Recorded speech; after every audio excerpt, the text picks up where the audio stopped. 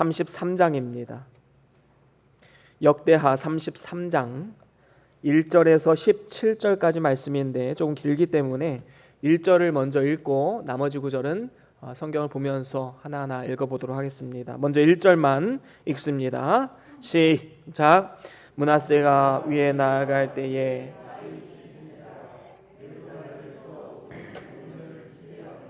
아멘. 우리 말씀 들고 함께 선포하시겠습니다. 시작. 주의 말씀은 내 발의 등이요 내 길의 빛이 되십니다. 주여 말씀하옵소서. 주의 종이 듣겠나이다. 아멘. 오늘은 역대하 33장 1절에서 17절 말씀으로 므낫세 왕이 주는 교훈이란 제목으로 말씀을 나눠보길 원합니다. 이 세상의 세속 역사는 사실 왕들의 역사이지요. 그래서 우리가 역사책을 보면 왕들의 이름을 쭉 나열하고 있음을 우리는 보게 됩니다. 성경도 마찬가지입니다. 우리가 잘 알듯이 이스라엘의 1대 왕, 바로 사울부터 시작해서 통일왕국, 분열왕국, 그리고 포로기에 이르기까지 성경의 역사를 기록해 놓은 책이 바로 열왕기 상하 그리고 역대 상하입니다. 이 말씀을 통해서 많은 왕들이 나오고 있는데 안타까운 것은 무엇입니까? 남유다이든 북이스라엘이든 이 수많은 왕들 중에서 하나님을 기쁘시게 했던 다윗의 길을 따랐던 그 왕은 별로 없었다라는 것입니다. 전체를 통틀어도 한 8명 정도밖에 없는 것이지요. 참으로 안타까운 상황 아닙니까? 대부분의 왕들은 하나님 보시기에 악을 행하였더라. 저가 여로보암의 길을 따랐더라. 안타까운 사실입니다. 그런데 오늘 말씀에 등장하는 이 므낫세 왕은 아주 특별한 이력을 가지고 있습니다. 므낫세는 오늘 우리가 읽은 말씀처럼 1절에 12살의 왕이 되었습니다. 이스라엘의 14대 왕이었죠. 유다 이스라엘의 14대 왕이었습니다. 그리고 그는 55년간을 치리합니다. 그런데 그의 인생은 한결같은 인생이 아니라 그래도 굴곡진 인생을 살았습니다. 그것도 하나님 보시기에 기뻐하는 인생으로 바뀌는 이러한 놀라운 일들을 맛보게 되었습니다.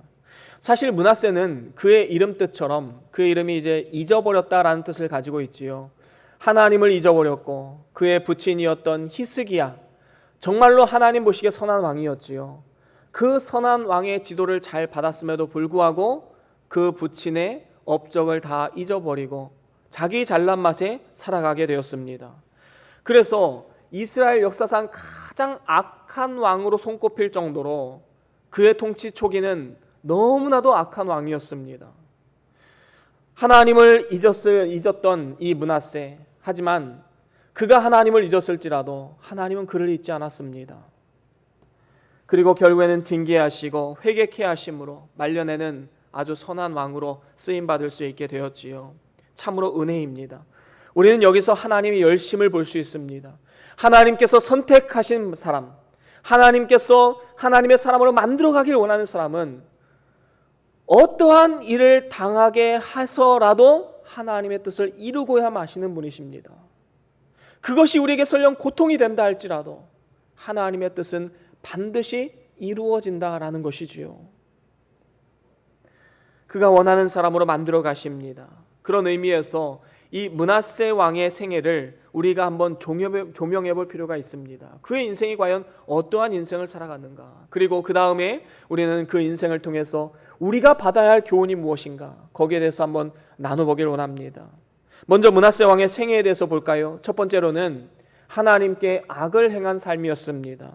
그의 통치 초기는 정말로 하나님의 노를 격발하는 악한 일들을 많이 했지요. 어떻게 합니까? 그의 핵심에는 우상 숭배가 있었습니다. 하나님께서는 이스라엘 백성들에게 우상을 만들지 말고 그것들에게 절하지 말고 그것들을 섬기지 말라 분명히 말씀했습니다. 하지만 므낫세는 어떻게 합니까? 오늘 본문 2절과 3절 같이 한번 읽어볼까요? 오늘 본문 2절과 3절입니다. 시작. 여호와 보시기에 악을 행하여 여호와께서 이스라엘 자손 앞에서 쫓아내신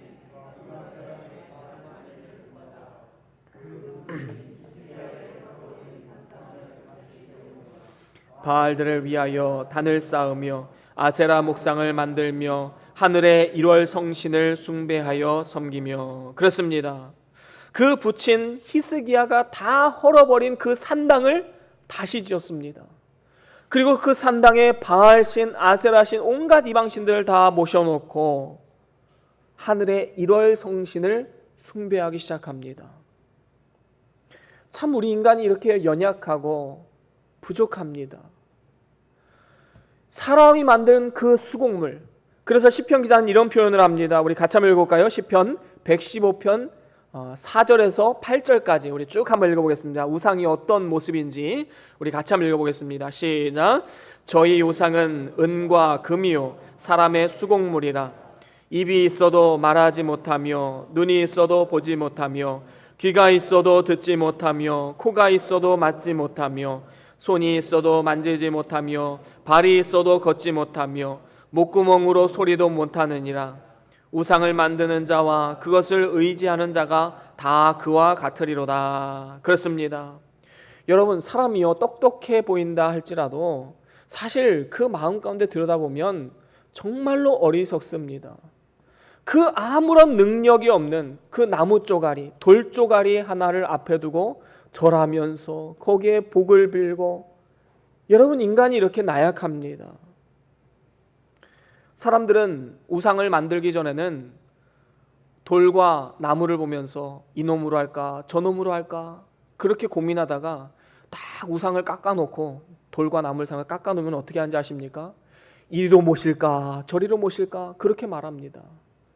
방금 전까지만 해도 이놈 저놈 하다가 깎고 나면 모신다라고 말합니다. 천주교에서도 여러 가지 잘못된 것이 있지요. 그 중에 하나가 이 성상을 숭배하는 겁니다. 마리아상, 베드로상, 성 바울상, 이렇게 어떤 모형을 만들어 놓고 그 앞에 가서 합장을 하면서 기도하고. 여러분, 이거는 하나님의 노를 격발하는 행위입니다. 므낫세 왕도 4절에서 6절에 보면 성전 마당에 하늘의 1월 성신을 쌓고 1월 성신을 위해 단을 쌓았다 말합니다. 흰놈의 아들 골짜기에서 그 아들들을 불 가운데로 지나게 했다. 이거는 이방 제사의 풍습이지요. 점을 치고 사술과 요술을 행하여서 신접한 자와 박수, 무당들을 의지하는 삶을 살아갔습니다. 이처럼 사람이 그 어떠한 것을 하나님보다 더 우선시하고 하나님보다 더 사랑하고 하나님보다 더 의지하는 것을 우리는 우상이다라고 정의할 수가 있는 것입니다. 그런데 더욱더 큰 문제가 무엇입니까? 이 므낫세가 혼자서 그런 길을 갔으면은 혼자만 망하면 되는데 그는 왕으로서 그의 권력을 가지고 백성들에게 명합니다. 이제 이 시간부터 산당에 가서 바알신과 아세라 신에게 절을 해라. 자기 혼자 망하는 것이 아니라 온 나라가 하나님 앞에 죄를 짓는 이러한 안 좋은 일에 쓰임받게 되었던 것입니다. 우리는 이러한 어리석음을 범해서는 안 됩니다.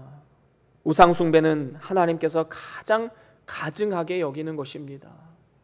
우리 마음 가운데, 우리의 삶 가운데 그 어떠한 우상이라도 우리는 속히 벗어버리고 이제는 오직 하나님만을 주인으로 삼고 하나님 앞에 나아가는 것, 하나님만 섬기는 가정, 우리는 이러한 가정과 교회와 우리가 심겨진 공동체가 되기를 꿈꾸면서 우리는 나아가야 될 것입니다. 그런가 하면 이 므낫세 왕의 생애 두 번째는 이제 두 번째 전환기를 맞이하지요. 징계로 포로로 끌려가게 됩니다. 10절에서 12절에 나오지요. 하나님께서는 선지자를 보내서 경고하셨지만 모세는 듣지 않습니다. 10절에 뭐라 말합니까? 함께 읽어보겠습니다. 10절 시작. 여호와께서 므낫세와 그 백성에게 이르셨으나. 그렇습니다. 여호와께서 선지자를 사용해서 므낫세와 그 백성들에게 하나님 말씀을 전하게 하셨습니다. 그런데 듣질 않는 겁니다. 그 결과 어떻게 되었지요? 11절 같이 읽어봅니다. 시작. 여호와께서 아수르 왕의 군대 장관들로 와서 치게 하시매 저희가 므낫세를 사로잡고 쇠사슬로 결박하여 바벨론으로 끌어간지라. 그렇습니다. 하나님께서는 아수르라는 나라를 진노의 막대기로 사용하셔서 므낫세를 징계하셨습니다. 결국에는 므낫세가 쇠사슬의 포박을 당해서 그 당시 아수르의 속국이었던 바벨론으로 끌려가는 이런 비참한 결과를 맞이하게 되었습니다. 하지만 이 포로로 끌려가는 하나님의 징계는 므낫세의 인생을 놓고 보았을 때 하나의 중요한 터닝 포인트가 되었습니다. 12절 말씀 우리 같이 한번 읽어볼까요? 12절 시작. 저가 환난을 당하여 그 하나님 여호와께 간구하고 그 열조의 하나님 앞에 크게 겸비하여. 그렇습니다. 므낫세가 환난을 당하여서 하나님 앞에 크게 겸비하였다. 여러분, 겸비하다라는 말의 뜻은 무엇입니까? 겸손하게 낮아지고 하나님을 의지하는 마음을 갖게 되었다라는 것입니다. 므낫세는 이 왕의 신분, 최고의 자리에서 이방 나라의 속국에 포로로 끌려가는 아주 바닥까지 내팽개쳐지는 이러한 포로 신세가 되어서 이방 나라의 수치와 또 고난을 다 당했지만 이를 통해서 하나님을 찾게 되었기 때문에 결과적으로 보면 므낫세에게 유익이 되었던 것입니다. 그래서 시편 기자도 고난당하는 것이 내게 유익이라. 이 고난을 통해서 주의 율례를 배웠나이다. 고난이 나에게 유익이었다라고 분명히 고백하고 있습니다. 제가 처음에 섬겼던 교회에서 한 여집사님이 계셨는데 예수 믿은 지 얼마 안 되셨던 분입니다. 그런데 이제 그분이 이제 예수님 믿은 지 얼마 안 됐으니까 얼마나 열정이 많아요. 그래서 남편을 내가 꼭 전도하고 말겠다. 남편을 위해서 막 기도를 했습니다. 그런데 웬걸 어느 순간 이 남편분이 이제 대학 교수여서 아주 고지식한 분이었어요. 그래서 뭐 교회에 나올 생각도 안 하죠. 자기 잘난 맛에 살아가는 굉장히 고지식한 분이셨습니다. 그런데 어느 날 이 대장암 말기 판정을 받은 거예요. 여러분, 청천벽력과 같은 소식이지요. 그때 이제 아내분께서는 이때가 마지막 기회다. 그래서 남편분을 붙잡고 기도하면서 우리 꼭 교회 나가야 돼요. 교회에 나오게 되었어요. 그 교회 나왔을 때 은혜를 받고 아주 삶이 변하게 되었습니다. 그런데 중요한 것은 얼마 안 있다가 예수를 영접하고 세례를 받고 그러고 나서 하나님 나라로 가게 되셨습니다. 우리가 보기에는 저렇게 예수님 믿고 영접했는데 왜 그 병을 낫지 않게 해주는가? 우린 이해할 수 없지요. 하지만 여러분, 한 사람의 인생을 놓고 한번 돌아봅시다. 만약에 이 병이라는 게 없었다면 자기 잘난 맛에 살고 자기 건강, 자기 능력, 자기 돈, 자기 명예를 가지고 일평생을 살아가다가 죽음을 맞이하면 어차피 한 번 죽는 것은 정하신 것인데 그 인생이 어떻게 되겠습니까? 비록 이 땅에서는 짧은 인생을 살았지만 영원한 행복을 누린다면 그게 진정으로 복이 있는 건 아니겠습니까? 그런 의미에서 볼 때 그 집사님의 남편분은 진정으로 복이 있는 인생이다라고 우리는 말할 수 있는 것입니다. 하나님은 교만한 자를 대적하시되 겸손한 자를 은혜를 주신다 약속하셨습니다. 하나님 보시기에 가장 싫어하시는 것은 하나님 없이도 살 수 있다라는 거예요. 예수님을 믿지 않는다라는 것은 하나님 보시기에 가장 큰 죄가 될 수밖에 없는 이유가 무엇입니까? 난 하나님 없이도 살 수 있어요 라는 겁니다. 피조물로서 얼마나 교만한 삶입니까? 자기 목숨 하나도 부지할 수 없는 그런 연약한 인생이 내 힘으로, 내 능력으로, 그거는 출발부터가 잘못된 것입니다. 베드로전서 5장 6절에 보면 이렇게 말씀하지요. 우리 같이 한번 읽어봅니다. 시작. 그러므로 하나님의 능하신 손 아래서 겸손하라. 때가 되면 너를 높이시리라. 아멘. 그렇습니다. 우리가 어떠한 일을 당하든지 하나님 앞에 원망하거나 변명하지 말고 날마다 겸손하게 낮아진다면 하나님께서 반드시 우리를 높여주실 날이 있다라는 사실을 우리는 기억해야 될 것입니다. 그런가 하면 므낫세의 생애 세 번째는 회개함으로 돌아왔다라는 사실이지요. 이렇게 하나님 앞에 간절히 기도한 므낫세 왕, 어떻게 되었을까요? 오늘 본문 말씀 13절 말씀 우리 같이 한번 읽어볼까요? 오늘 본문 13절입니다. 함께 읽어봅니다. 시작. 기도한 고로 하나님이 그 기도를 받으시며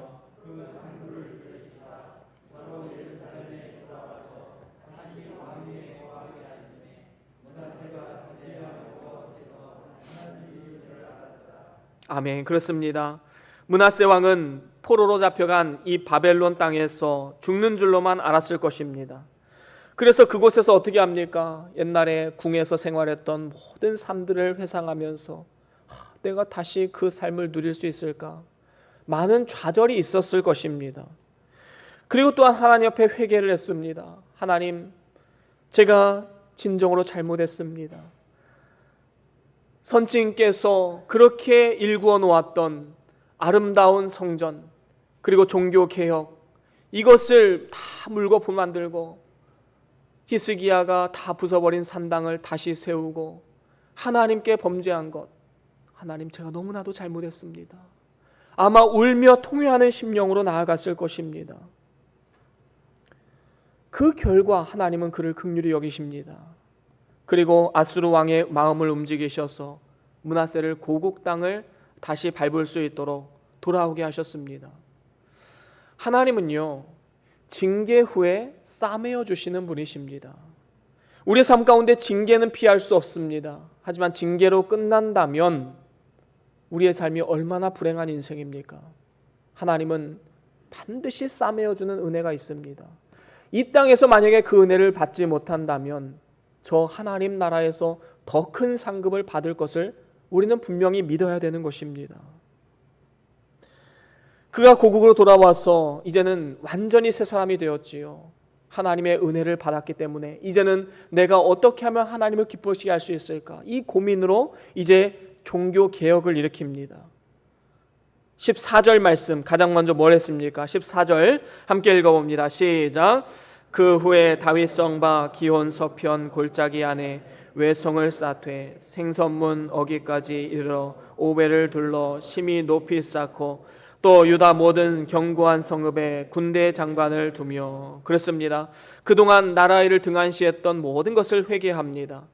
그래서 다윗성 밖에 기온 서편 골짜기에 외성을 쌓습니다.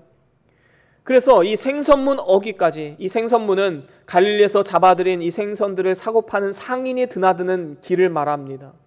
이 생선문 어기까지 오벨을 쌓습니다. 이 오벨은 히브리어를 그대로 음역한 거예요.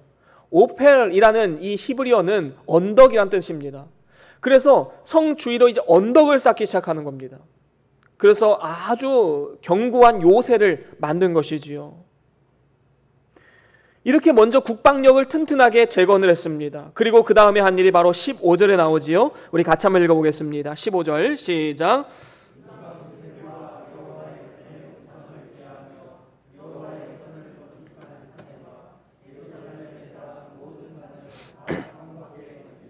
그렇습니다. 므낫세 왕이 바벨론에 잡혀가기 전에는 하나님을 제사하는 그 성전에서 이방신을 섬겼지만 그가 돌아와서는 180도 바뀌게 되었습니다. 그 성전 안에 있는 모든 우상들을 갖다가 성 밖으로 다 던져버리는 것입니다. 하나님의 성전과 예루살렘을 깨끗하게 하는 종교 개혁을 일으킨 것이지요. 뿐만 아닙니다. 16절에 이렇게 고백합니다. 우리 같이 한번 읽어볼까요? 16절 시작. 여호와의 단을 중수하고 화목제와 감사제를 그 단 위에 드리고 유다를 명하여 이스라엘 하나님 여호와를 섬기라 하매. 그렇습니다. 하나님 앞에 여호와의 단을 중수하고 또 화목제와 감사제를 드리면서 예배를 회복시켰습니다. 유다 백성으로 명하여서 하나님을 섬겨라 라고 명합니다. 전에는 이스라엘 백성들을 꾀어서 범죄케 했지만 이제는 므낫세 왕이 백성들을 선도해서 하나님이 기뻐하시는 하나님을 섬기는 일에 앞장섰던 것입니다. 이처럼 므낫세 왕은 포로에서 풀려나게 하신 하나님의 은혜를 잊지 않고 환난 중에 하나님 앞에 서원했던 것, 그 모든 것을 귀환 후에 다 지켜 행했던 모습을 우리는 볼 수 있습니다. 그렇습니다. 우리가 지금까지 살펴본 이 므낫세 왕의 생애는 우리에게 시사해 주는 바가 너무나도 큽니다. 우리의 삶이 므낫세와 많이 닮아 있기 때문이지요. 하나님 앞에 악을 행했지만 징계 후에 회개한 후에 이제 하나님 앞에 돌아와서 오늘날 모든 그리스도인들이 하나님 은혜 아래서 우리가 하나님의 놀라운 축복을 경험하는 이러한 삶을 살아가고 있는 건 아니겠습니까? 하나님의 상급과 영광이 예비된 이 축복의 삶, 하나님께서 예비하신 은혜와 축복이다라는 것입니다. 우리는 모두 다 죄인이었지만 예수 그리스도를 통해서 하나님 나라의 왕권이 회복되게 된 것입니다. 그런 의미에서 이제 우리는 이 므낫세 왕, 그의 생애가 지금 오늘날을 살아가는 우리에게 들려주는 교훈이 무엇일까? 거기에 대해서 우리가 한번 생각해 볼 필요가 있지요.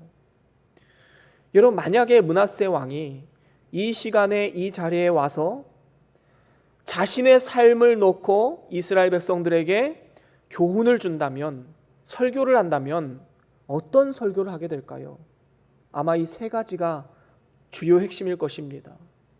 첫 번째로는 내 안에 있는 모든 우상을 제거해야 됩니다.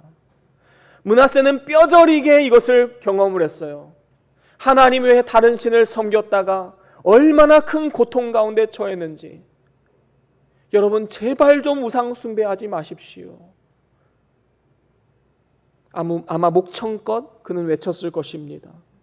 여러분, 오늘날 많은 사람들이 우상 숭배라는 악행을 저지르면서 그것이 죄악인지 모르는 경우가 참으로 많이 있습니다. 왜 그렇지요? 다 그렇게 하기 때문에. 내 친구도, 내 직장 동료도 다 그렇게 살아가니까 이게 죄인지 아닌지 판가름이 나지 않는 것입니다. 여러분, 요즘 청소년 아이들 같이 우르르 몰려다니면 담대함이 생깁니다. 마음껏 죄를 지어요. 여러분, 이런 일도 왜 생기는 것일까요? 얘도 하고 내도 하고 나도 하는데 이게 왜 죄야?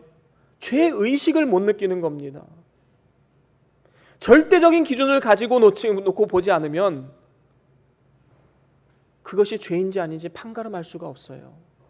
상대적 우리는 우상숭배. 그래서 남들도 다 하기 때문에 이것이 우상숭배인지 모르는 경우가 너무나도 많다라는 것입니다. 예수 믿는다고 말하면서 세상 사람들과 똑같이 부와 명예와 성공을 갈망하면서 그것이 인생의 최종 목적인 양 살아가는 많은 사람들이 있음을 보게 됩니다. 이러한 탐심으로 인해서 하나님 앞에 감사하지 못하고 때로는 불평하고 원망하는, 그래서 시험에 빠지는 경우가 얼마나 많이 있습니까? 오늘 므낫세 왕이 이렇게 말합니다. 제발 우상 숭배하지 마십시오. 우상을 제거하십시오. 여러분, 한번 생각해 보십시오. 마음속에 깊이 숨겨진 그 우상이 무엇입니까? 그것 없이는 살 수 없고 그것이 있어야만 나는 행복할 수 있다. 여러분, 바로 그것이 무엇입니까? 아마 여러분들 삶 가운데 다 한두 개씩은 가지고 있을 것입니다. 성공에 대한 갈망, 때로는 돈, 때로는 심지어 자녀들이 한둘을 낳다 보니까 이제 자녀들이 우상인 시대를 우리가 살아가고 있어요. 학생들은 학업이 우상이 되어서 학업을 감당하느라 주의를 못하고 주의를 지키지 못하는 이러한 어리석음을 보게 됩니다. 여러분, 그 어떠한 것이라도 하나님 위에 두지 마십시오. 그 모든 것은 다 우상입니다. 그 우상을 버리는 것이 우리가 살 길입니다. 하나님의 복과 은혜를 받아 누리는 길임을 우리는 반드시 기억해야 할 것입니다. 그런가 하면 두 번째로는 이 므낫세 왕이 우리에게 주는 교훈, 두 번째는 고난 가운데 구원의 하나님을 바라보라는 것입니다. 므낫세는 삶을 통해 경험을 했어요. 하나님의 징계가 임했을 때 하나님의 구원을 바라보면서 도우심을 구했을 때 하나님이 도우셨다. 그 믿음, 그 경험, 그가 이후의 인생을 담대하게 말씀 순종하며 살아갈 수 있었던 하나의 계기가 될 수 있었던 것입니다. 므낫세 왕은 환난 가운데 겸비하여서 구원의 하나님을 바라보았습니다. 우리도 역시 고난 가운데 오직 하나님을 바라보아야 합니다. 물론 모든 고난이 우리의 죄 때문에 오는 것은 아닙니다. 성경은 분명히 말합니다. 애매히 당하는 고난이 있다라고 말이지요. 애매히 당하는 고난은 슬픈 일이지만 인내하고 참으면 이것은 아름다운 것이다. 성경은 분명히 말씀합니다. 이렇게 애매히 당하는 고난도 있지만 중요한 것은 역설적이게도 그 고난의 뿌리를 계속해서 찾고 찾아가다 보면 그 마지막 그 뿌리의 끝에는 뭐가 있을까요? 죄악이 있습니다. 지금 당장 내 삶에 오는 고난이 죄와 연결이 되어지 않다 할지라도 그 고난의 끝을 계속해서 파고 들어가다 보면 결국에는 고난이 나오는 거예요. 왜 그렇지요? 우리의 삶 가운데 가장 큰 고난이 무엇입니까? 아마 죽음일 것입니다. 사망이에요. 여러분, 사망이 없다면 우리의 삶은 너무나도 행복할 거예요. 두려움도 없을 것입니다. 사실 죽음이 있기 때문에 두려움도 생기는 거예요. 그러면 그 사망은 어떻게 찾아오게 되었지요? 인류의 시조 아담과 하와의 범죄함으로 사망이 찾아오게 되었습니다.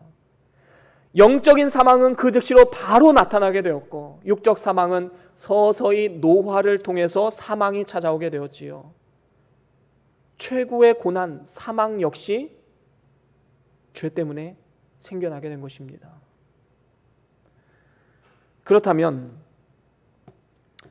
이렇게 소망이 없는 우리 인생 가운데 바로 예수 그리스도를 이 땅 가운데 보내시고 십자가에 대신 죽게 하시고 이제는 예수님이 이루신 그 의를 우리의 의로 하나님이 인정해 주셔서 하나님의 자녀로 거듭나게 하셨습니다.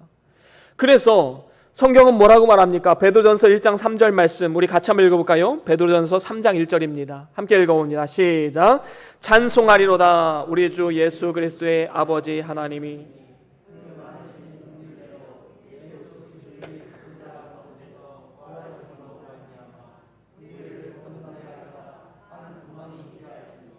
아멘. 그렇습니다. 여러분, 우리의 인생은 어차피 한 번 죽는 것은 정하신 것이기 때문에 결국에는 죽은 소망입니다. 오늘 아무리 우리가 성공했다 할지라도 이 땅을 떠나야 하는 날이 있기 때문에 모든 것을 다 내려놓고 떠나야 되는 날이 있기 때문에 죽은 소망입니다. 엄밀히 말하면 죽은 소망이지요.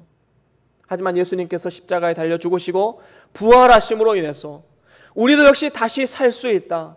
영원한 하나님 나라에서 영원토록 살아가는 영생의 삶이 있다. 여러분, 이것이 바로 산 소망입니다. 이 세상의 것을 바라보면서 죽은 소망을 바라보며 살 것인가? 아니면 예수 그리스도를 바라보면서 살아있는 소망을 가지고 살 것인가? 오늘 우리가 선택해야만 할 것입니다. 최악의 고난, 사망까지도 산 소망으로 바꾸신 분이 하나님이시기에 오늘날 우리가 이 땅을 살아가면서 당하는 모든 고난들도 오직 하나님만을 바라보는 것만이 이기는 길임을 우리는 반드시 기억해야 할 것입니다. 고린도후서 1장 10절 말씀 우리 같이 한번 읽어볼까요? 함께 읽습니다. 시작. 그가 이같이 큰 사망에서 우리를 건지셨고 또 건지시리라.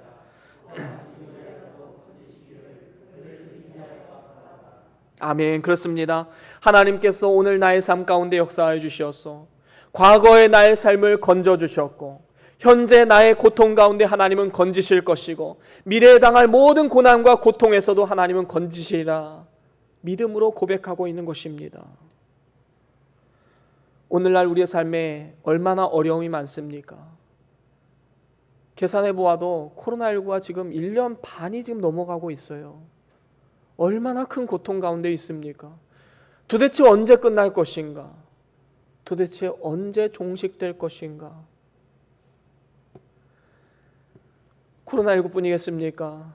우리의 삶에는 질병의 위협도 있습니다. 사건, 사고의 위협이 있습니다. 집에 가면 자녀들 문제가 산적해 있고 직장에 가면 직장 동료의 관계, 직장 업무의 관계 너무나도 큰 고통 가운데 살아가고 있음을 보게 됩니다.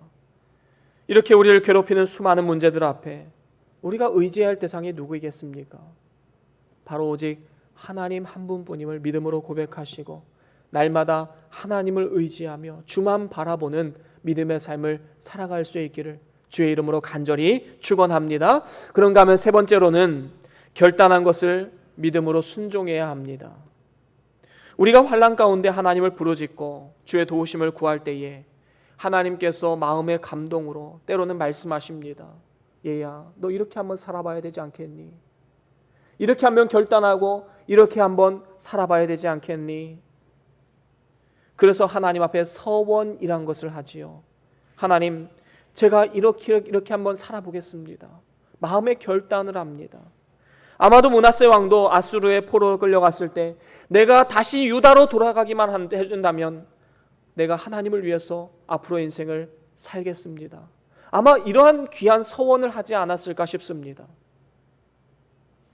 그런데 이렇게 서원을 이행하는 일 과연 쉬운 일일까요? 사실 므낫세 왕이 왕권이 회복되었을 때 하나님 말씀대로 하나님이 원하시는 일들을 했다라는 것은 참으로 대단한 일입니다. 대부분 사람들은 악성을 가지고 있기 때문에 화장실 갈 때 마음, 나올 때 마음 다릅니다.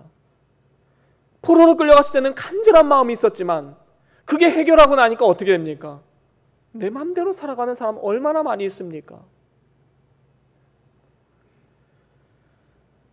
하지만 므낫세는 그렇게 하지 않았습니다. 하나님 앞에 서원한 것을 다 지켜 행했지요. 우리가 진정으로 고난 가운데 하나님을 구하며 도우심을 간구하며 믿음의 결단을 했다면 그 결단한 것을 어떠한 환경과 상황이 펼쳐진다 할지라도 우리는 끝까지 순종하는 삶을 살아가야 마땅한 것입니다. 여러분, 한나가 아들을 구하면서 하나님께 기도했을 때 이러한 서원을 했습니다. 우리 같이 한번 읽어볼까요? 사무엘상 1장 11절입니다. 우리 같이 한번 읽어보겠습니다. 시작. 서원하여 가로되 만군의 여호와여, 만일 주의 여종의 고통을 돌아보시고 나를 생각하시고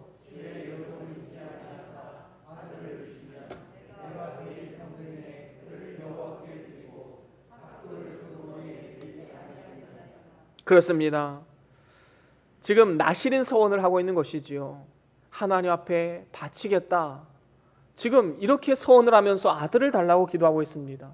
하나님께서 그날 은혜를 주셔서 엘가나와의 동침을 통하여서 아들을 낳습니다. 그 아들이 누구지요? 사무엘입니다. 사무엘을 안았을 때 얼마나 기쁨이 있었을까요? 힘들게 얻은 아들입니다. 그런데 한나는 예전에 했던 그 서원을 기억하는 겁니다. 이 아이는 하나님께 바쳐진 아이다.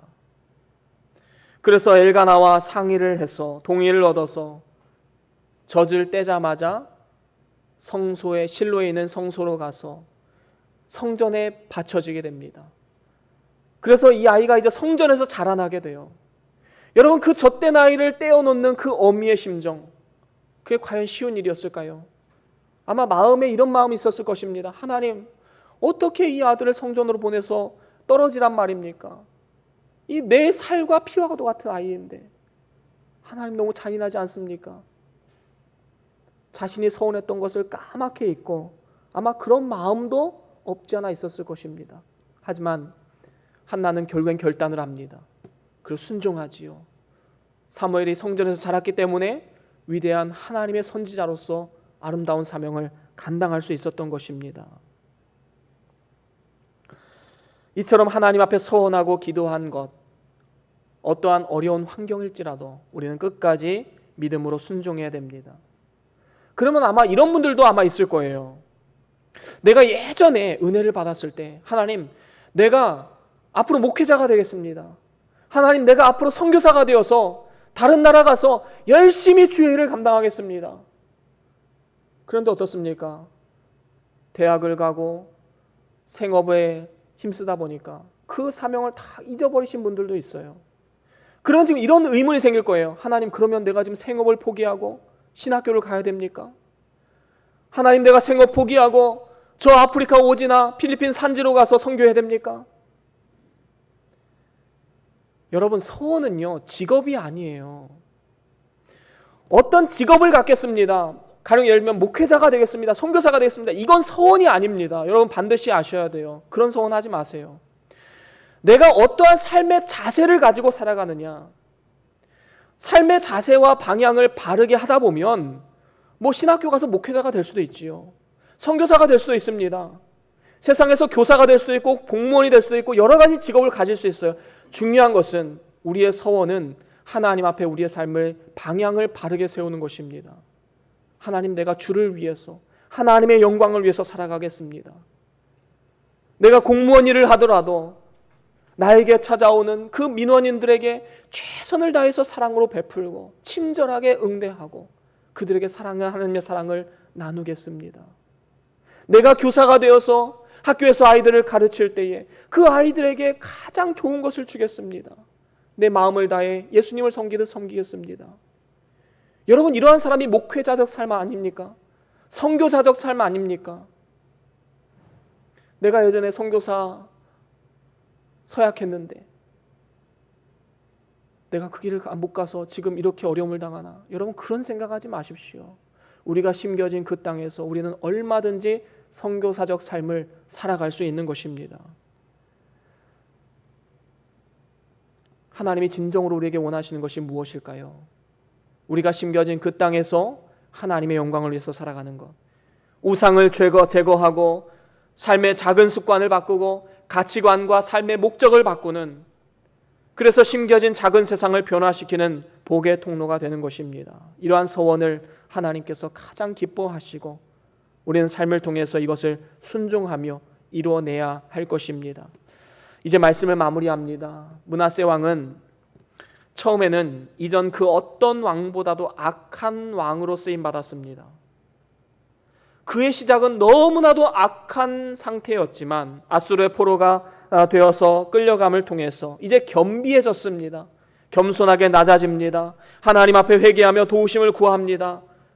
결국에 하나님께서 은혜를 베푸셔서 왕권을 회복시킵니다. 우리들도 마찬가지입니다. 우리는 태어날 때부터 누구나 다 죄인이었어요. 의인은 없나니 한 사람도 없다라는 말은 무엇입니까? 우리는 태어나는 그 즉시부터 이미 죄악 가운데 태어났다라는 것입니다.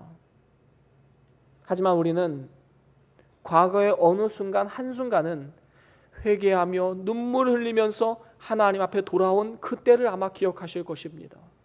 그때가 있었기 때문에, 예수님을 믿었기 때문에 우리가 산소망을 가지고 지금 살아가는 것이지요. 하나님의 자녀로 거듭나게 되었습니다. 이것이 바로 왕권의 회복입니다. 므낫세가 포로기에 끌려가서 다시 왕권이 회복되어서 예루살렘으로 돌아온 것처럼 우리도 역시 하나님의 자녀로 거듭나서 우리의 왕권이 회복됩니다. 하나님 나라의 왕들입니다. 하나님 나라의 시민권자입니다. 그렇다면 이제 우리가 어떻게 살아가야겠습니까? 이제는 우리 마음 가운데 있는 우상을 다 벗어버리십시오.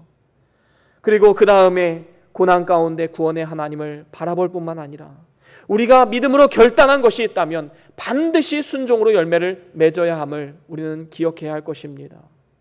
저와 여러분들이 이러한 삶을 통해서 심겨진 그 땅에서 주변 사람들과 자녀들에게 선한 영향력을 끼치고 하나님의 영광을 나타내는 그런 아름다운 도구로 쓰임받을 수 있기를 주의 이름으로 간절히 축원합니다. 우리 다 같이 오늘 받은 말씀 기억하시면서 우리 잠깐 동안 함께 기도합니다. 어떤 마음의 결단이 생기셨습니까? 어떠한 거룩한 결단 그리고 순종하려는 마음이 생기셨습니까? 하나님의 음성입니다. 그 말씀대로 우리가 살아갈 수 있기를 함께 기도합시다. 이러한 말씀이 중심이 된 교회, 이러한 말씀이 중심이 된 가정이 될 수 있기를 함께 기도합시다. 우리 다음 세대에게, 우리 주변 사람들에게 선한 영향력이 흘러갈 수 있기를 기도합시다. 다 같이 잠깐 동안 묵상하시면서 기도하겠습니다.